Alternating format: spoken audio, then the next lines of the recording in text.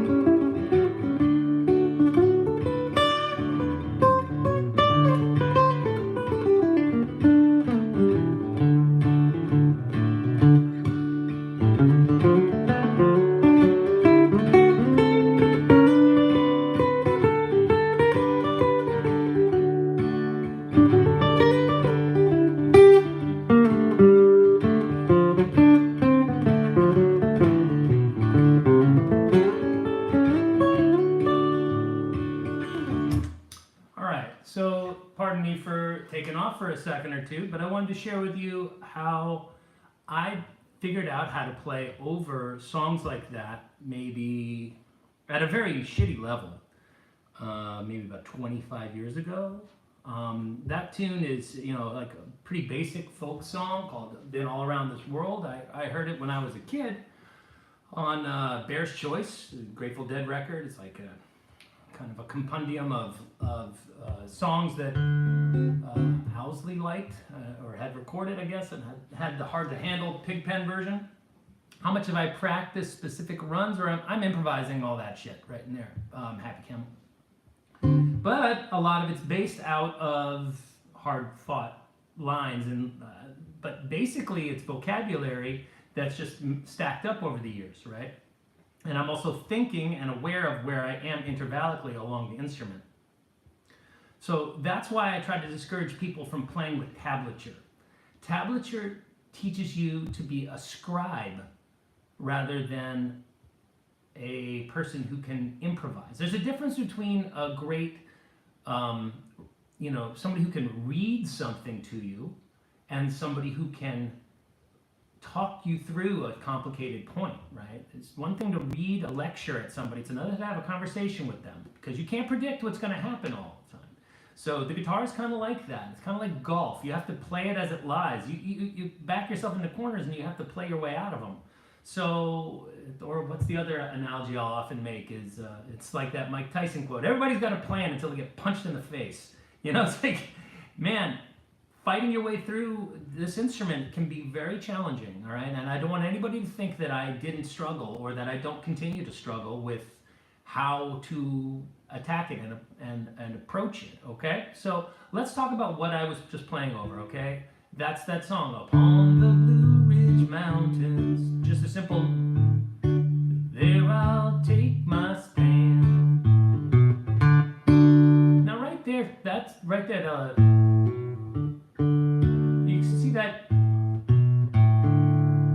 5, 6, 5, 1 in the bass.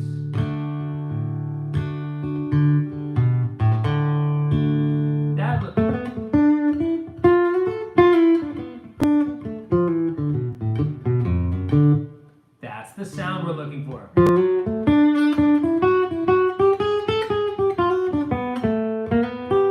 Up into our G chord, back to the D chord, back to the G chord.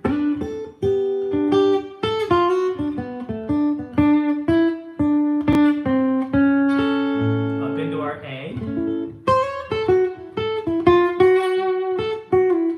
And back to D. See how I'm using the approach tone into the third and out of the third. Flat third to 2. This lick and that is the secret to this style of music.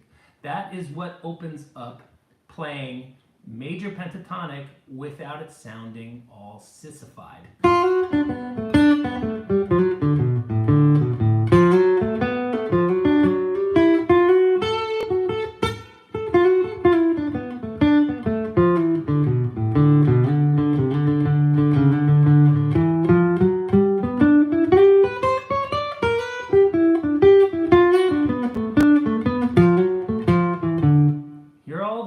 Hear all that flat 3, that's me when I got up to the G chord. All I'm doing is playing the notes of the G chord, and it's pentatonic major. But every time I come up into the third, I come up from one beneath, or if I'm going to hit the second note in the major pentatonic scale, that's the A note, all right, I pull back to it. Or, that's how this shit works. Nobody wants to break it down to something that's simple, but honest to goodness, I'm doing that over every single chord, with the exception of minor chords, obviously. I don't play major scales over minor chords. Oh my god, I gotta get a new chair. I have an old man back. I'm gonna have to do good things for myself, like exercise soon. Okay, so let's start again. Let's think about how we're playing over top of this D chord, right? Upon the blue, let's find the melody. Upon the Blue Ridge Mountains, there I'll take my stand. Upon, back up, so we went from the third, right, and then upon the blue, right, we got to get up in there. There's flat third though. Upon the mountains, mountains of red. So that would be. Then into the G chord. Flat third.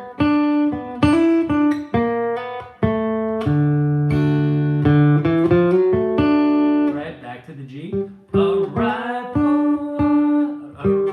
rifle on my shoulder, 6-shooter in my hand. Lord, Lord, I've been all around this world. I've been all around this world. All right, so that's the melody, right? And you got to think about that while you're playing. Okay, so let's look at that D chord.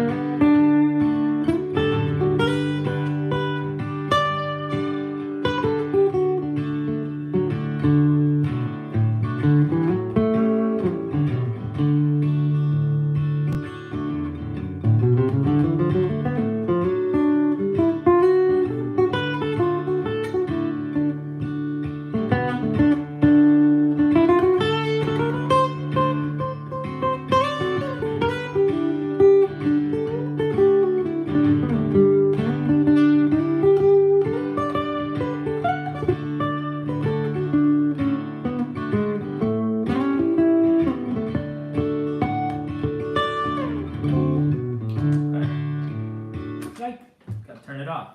All right, so I'm thinking about this out of this C chord shaped D chord.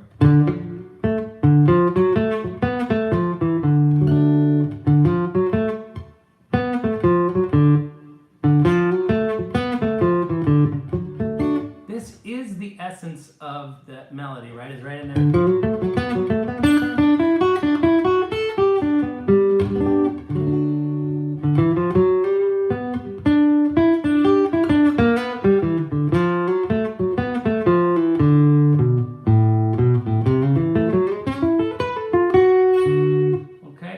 Doing the same major pentatonic shit over. That's over the G chord. Now you'll see me using like more these three fingers going like over the G chord. That stretch like that. That's ambitious. Okay, see that diagonal like. See how I've got that index finger kind of jacked up there? I like using the stronger fingers more than using the weaker pinky, especially on an acoustic guitar, okay? I kind of keep the pinky in reserve for big reaches, things like, so power play, I'd use the pinky for,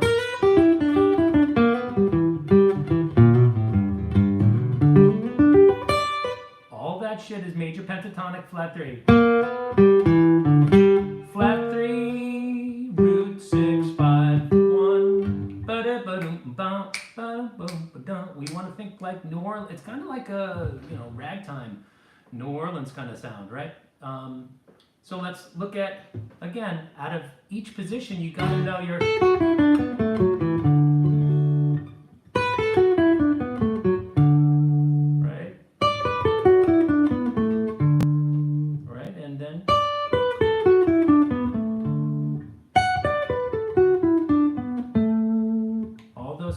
Positions, they come in handy, that major pentatonic, and then you have to familiarize yourself with where those flat thirds are, right? So if we're coming up into a D chord, we would go.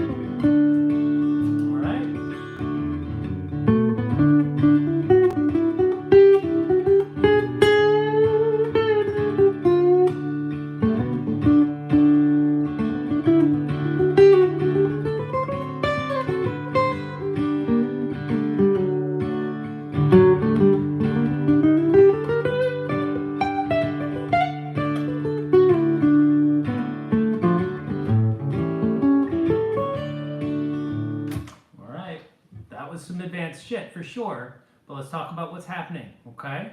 I'm literally just thinking D, and all my little licks and everything like that come out, but I'm always thinking about approaching.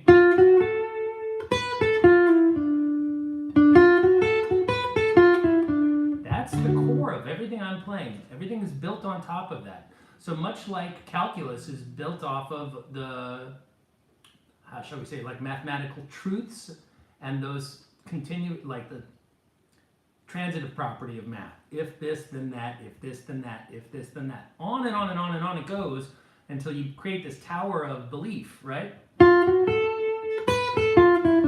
So based on this philosophy, and it really does seem to hold water with folk music in general, folk and blues, this major pentatonic, once you find the melody, so anytime there's that major sixth and that bluesy sound, right? I'm avoiding that flat seven though for the bulk of the first chord. I'm not coming out like this. I'm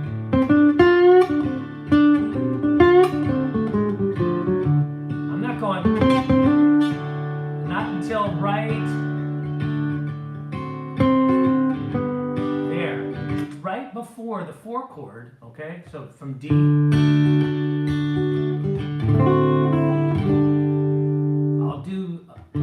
I can hear a flat seven kind of sound occurring over top of that. Up until then, I'm thinking 1, 3, 5, 6, okay, with the 2 up top. Okay, now I've talked about this idea, all right, the major pentatonic scale, all right, is the essence of what I'm talking about. But what I want you to do is when you think major pentatonic, skip the second note in the first octave of the scale that you're playing. Now, if you don't know what that means, let's think about it. We've got in D major pentatonic, we would have D, E, F sharp, A, and B. And then we start the whole thing again. Okay? And there's the flat third creeping in at the end. I fucked up and bent up into the correct note. Sounded good, right? The trick is, like good players, they can turn bad stuff into good stuff pretty quickly, all right? It's kind of like scraping the burnt part off of toast or something like that. You salvage it. So here's the deal, right? Take a look at what we're doing here. Instead of going 2 notes per string, put this note up an octave and think about it more like you're playing.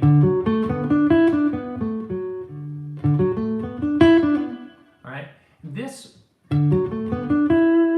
is like a major chord with 2 extensions, right? We've got the 6 and the 2. But the 2's extension I'm using primarily never after hearing the root. I like hearing,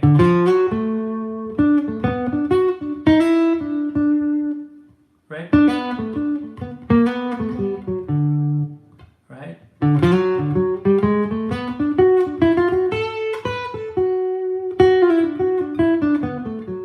Why? That really helps ground my lines in feeling like they're stemming out of the triad rather than the scale. Okay? Unless I'm playing some Aaron Copland thing.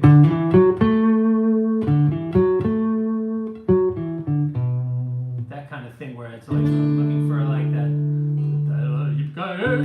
like kind of Wild West thing. That's where that kind of direct pentatonic stuff can sound, or even playing like Asian music and stuff like that. That can come in very handy.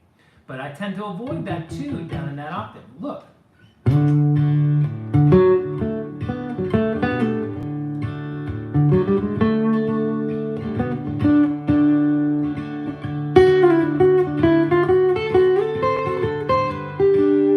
Okay, so that's how that sound built up through the chord.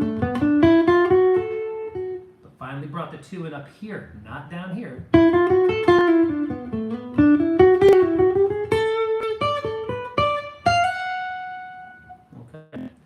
Finally using the flat 7 right before we break to the G chord. Okay, that's how this is going to work.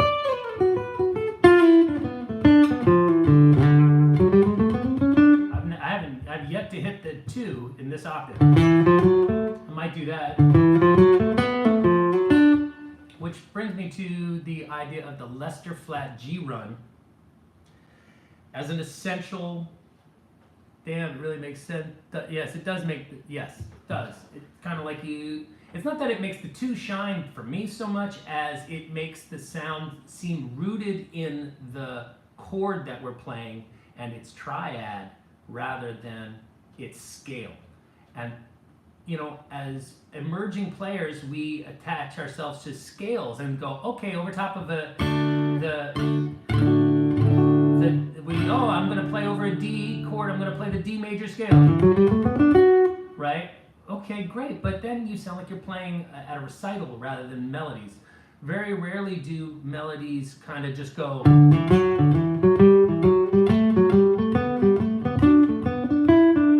Now you'll note that I'm skipping some of the notes in the D major scale. I don't really play that major 7 very often, certainly not as a whole tone. I'll use it as I'll slide in.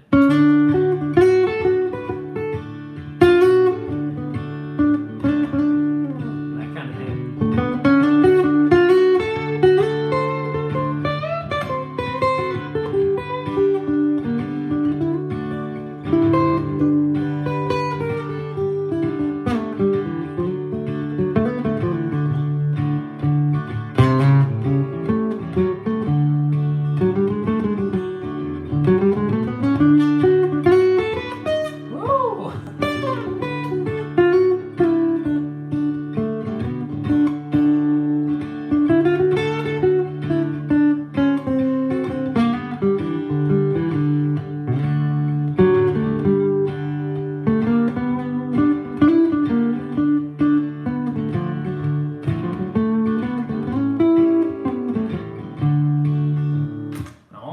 Tackling the 1, the 4, and then a quick 1, 5, 1 cadence. All right. Now, once you understand how those 3 chords interact back and forth, you're understanding 2 of the most important, if not the 2 most important, what we call cadences. Okay. A cadence is a term that you may hear from time to time in musical, nerd speak, that means resolution. That's really all it means. It's just kind of like the implied destination from this chord, right? When we hear, we want to hear ba ba ba ba ba. All right, so little melodies that kind of help you understand what a cadence is like. Okay, shave and a haircut, 2 bits. Very, very integral thing to understand. We're over top of. So that's shave and. So that would be shave and a haircut, 2 bits.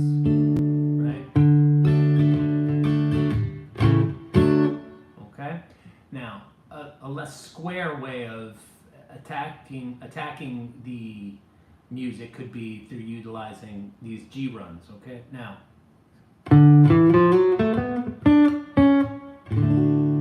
Right?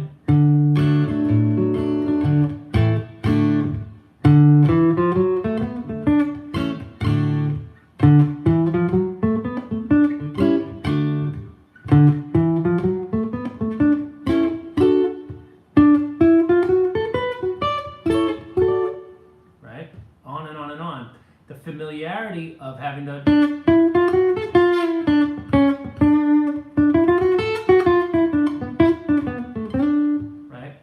idea of being able to take the bum bum ba doo ba doo ba dum bum bum and take that and slow it down, speed it up, compress certain sections of it, elongate certain sections of it, right? Maybe omit this right here. That in effect is the same as.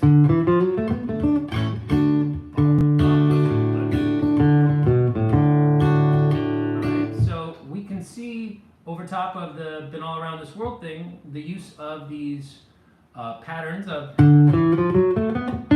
over top of the 1 chord, over top of the 4 chord, and then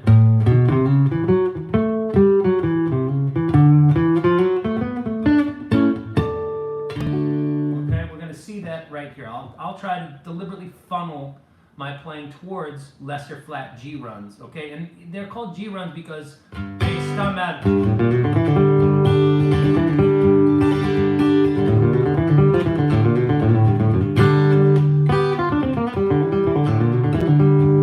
Stem out of that bluegrassy shit that happens around the G chord so much, all right? So they came to be called G runs, all right? And Lester Flatt was the guy who was in Flatt and Scruggs, all right? Earl Scruggs, Banjo Monster, and Lester Flatt, all right? So he's the guy that came up with that.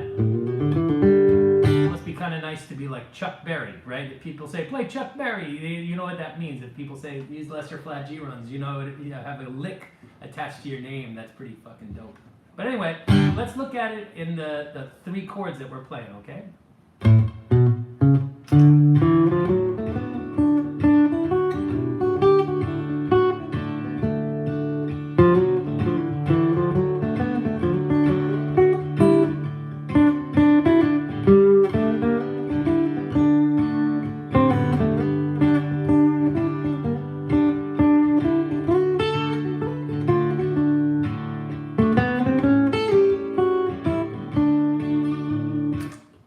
See that? That was the A.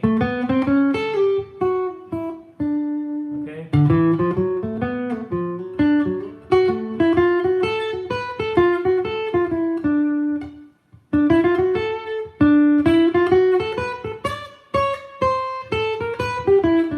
Another one.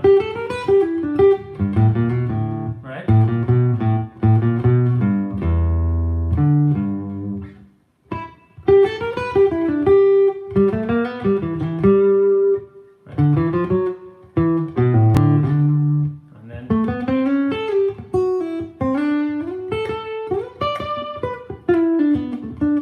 That's how the G flat, the Lester Flatt G run works into those chords, right?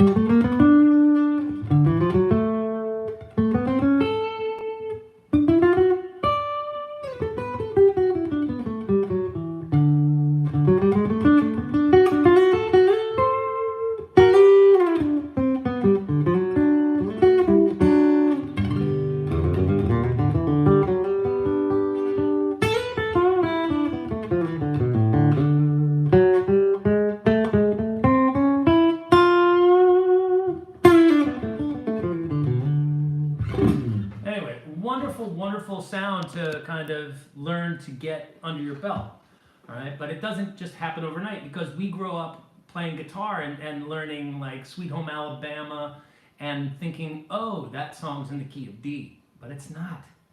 It's not in the key of D. Everybody thinks it is. They start out thinking this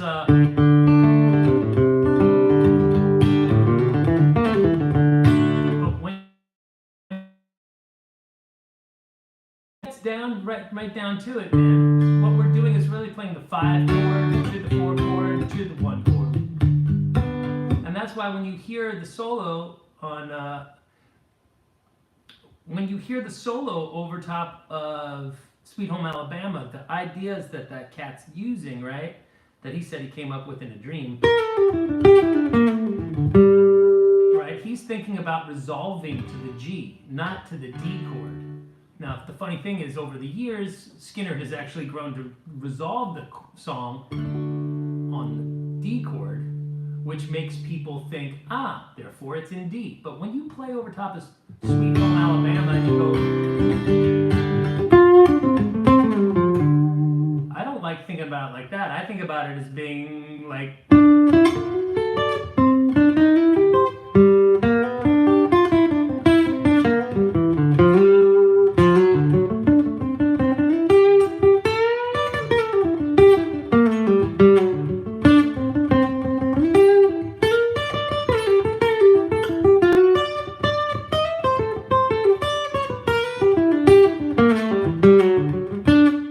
going 5, 4, 1. Not, what else would they be thinking? 1, flat 7 to the 4.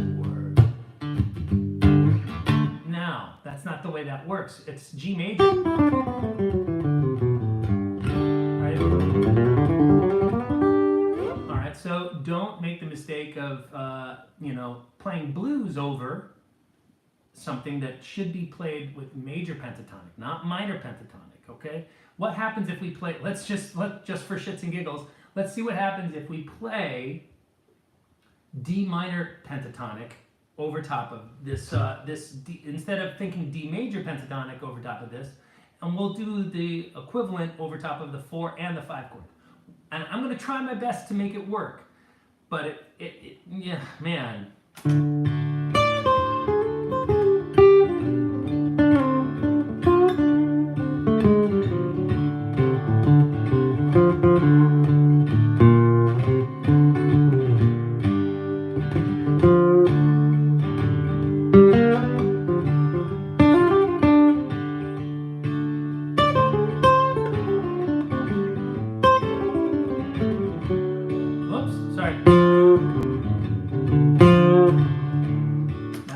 Say that we can't shift to that sound to create a certain amount of like kind of darkness to what we're saying. Let's see about what happens if we kind of go Tony Rice on one or two of the changes and kind of superimpose minor thirds deliberately over top of, okay?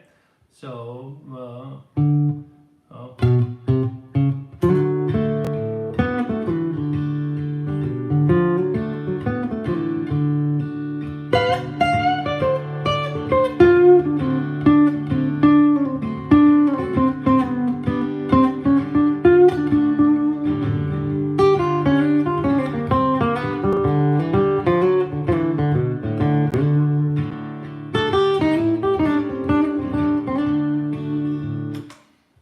pretty dope, but we don't want to make that the dominant flavor, okay? We don't want to take something, all right, that's very identifiable. There's a certain stylized element of this music that we want to make sure we keep kind of on target, all right? We can break away from that sound. Theoretically, it works, but I don't know how long you can really sustain that voice and have the lines that you're playing sound authentic. And I just think it's a lot harder little gauntlet to run, personally. Trying to find ways of making that sassy blues sound work over something so sweet can be very challenging. And ultimately, why are we going against it rather than just learning what the intended voice is? And so that does bring that question to mind, for me anyway. So start with the melody. Up on the Blue Ridge Mountains. Right there in this melody that's the Rosetta Stone. That's the little tiny kernel of this idea.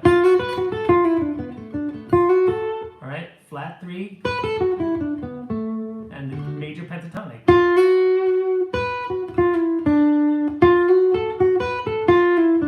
So learning it here and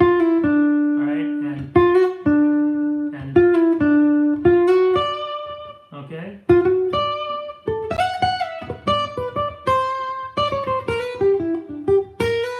See, that's over the G chord. That's the third of the G chord.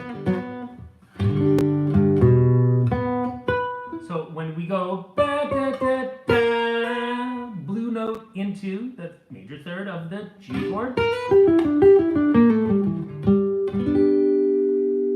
Again, back to D.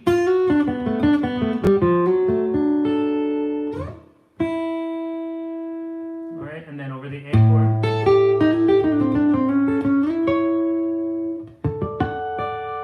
And that's how music works, folks. We're playing over and over and over again, utilizing the same basic idea, all right? And taking a nice slow progression like this, been all around this world thing.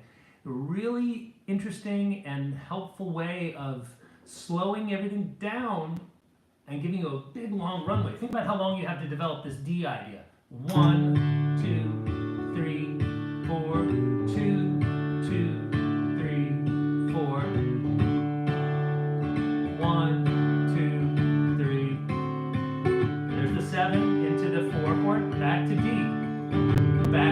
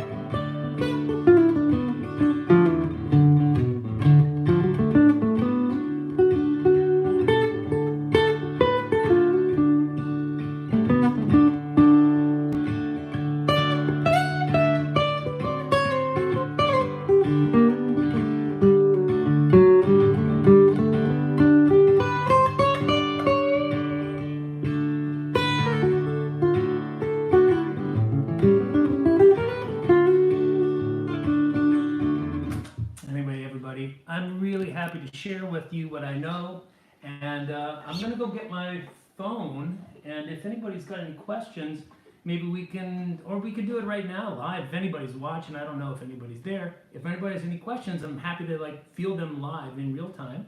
But let me go get my phone because it helps it be a little easier. I'm unprepared. I'm a bad teacher at the moment. Bear with me for a minute. And by the way, don't ever put your guitar down like this, kids. Bad move, especially when there's a cable involved. Where did I put my fucking phone? Ah! You know what? I think I'm out of luck. I think I left my phone in the car. I'm a bad boy. All right, well look, I guess that's going to be it for us today. I'm kind of an idiot. I went live here before I knew what I was doing, but I wanted to share because I just finished up a nice lesson with my boy Andy. We were doing an acoustic lesson, and I just realized, so much of the time on our channel here is devoted to playing electric guitar and coaxing sounds out of it, that we don't really talk, we maybe don't talk enough about the essential elements of the instrument being the kinetic energy from the right hand transferring into the string and how to coax out the right energy out of the string, right? Oh, thank you, Scott. I'm so happy that you're happy. So the idea here isn't to hammer every note. Ugh, poopy, no bueno. Okay, we don't like that. We want to make sure we're getting a nice... See how we're kind of able to have it come up and back a little.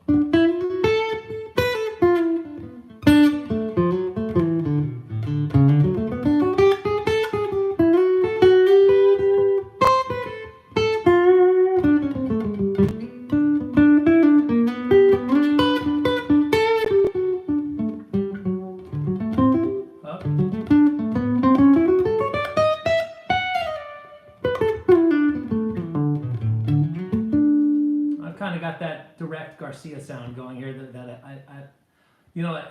if the folky in me thinks it sounds a little too electric, but boy, it sure does sound good as it cuts through some of the other sounds. All right, so I'm gonna say goodbye, and well, not goodbye, but until Auf Wiedersehen, until later, right, or something. I don't know what it is. Au revoir, right? Isn't that until we meet again? I will see you soon, I hope, and if you're interested in becoming a student, feel free to reach out. My email is jack_divine@hotmail.com, and this kind of interaction that I'm having with kind of the internet at large right now is not entirely dissimilar to how an online lesson would feel. You're very welcome, Happy Camel.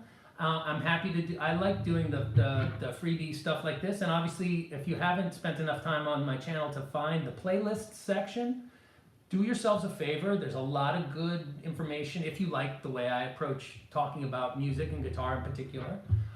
There's a lot of instruction available totally for free there, and if you feel like you kind of aren't getting the specificity of what you're after from those lessons, please feel free. I do have a pretty busy schedule, but I always seem to be able to fit people in. I mean, there's a lot of time during the day. Thank you very much for commenting on the video.